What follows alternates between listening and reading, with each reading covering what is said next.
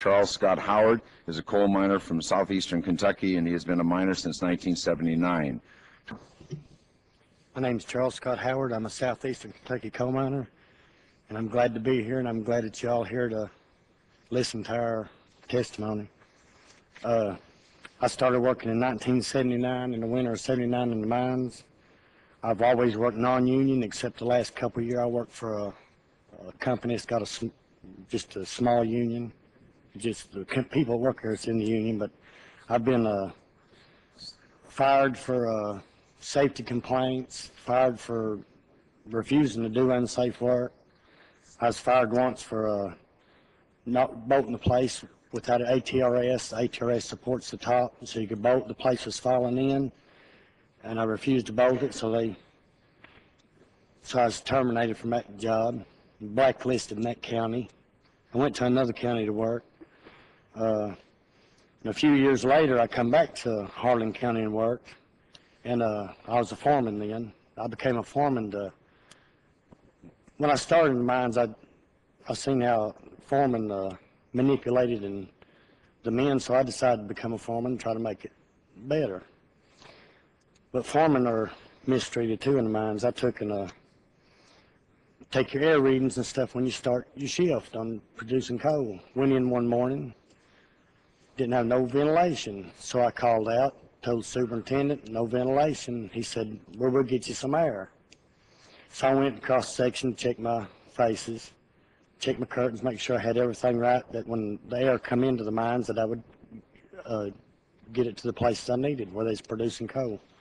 Well, so I called back out. They never sent me no air, and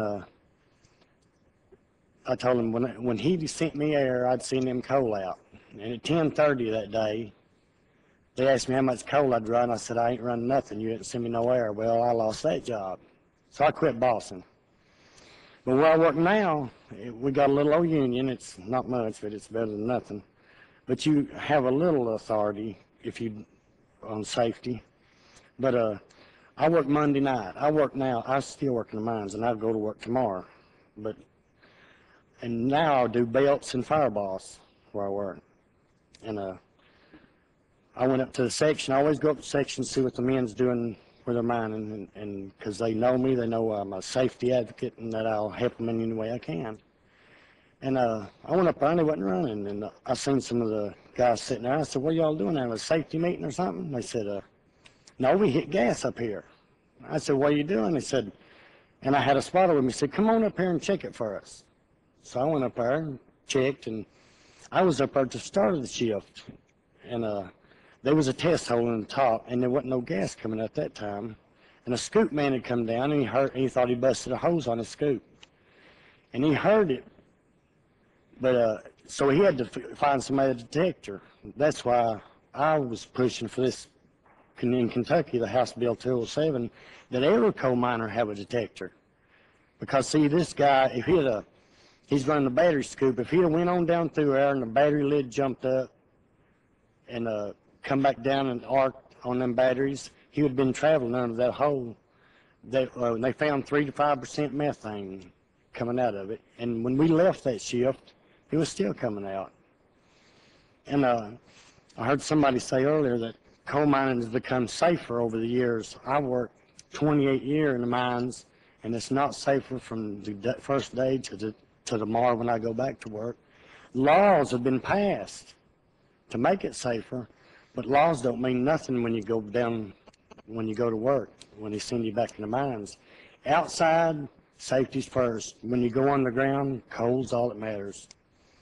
I've had superintendents call underground and holler, I don't care if you kill every man in there, I want coal on the belt. I've heard them have problems and want extra men to stay back, try to help produce coal or get where you can run coal. I've heard them say, how many people's got to stay back? I've heard them say, if Jesus Christ is in there, you make him stay too. Coal's all that matters. And the coal operator is the only one that has a voice, the only one to educate the miners where I work.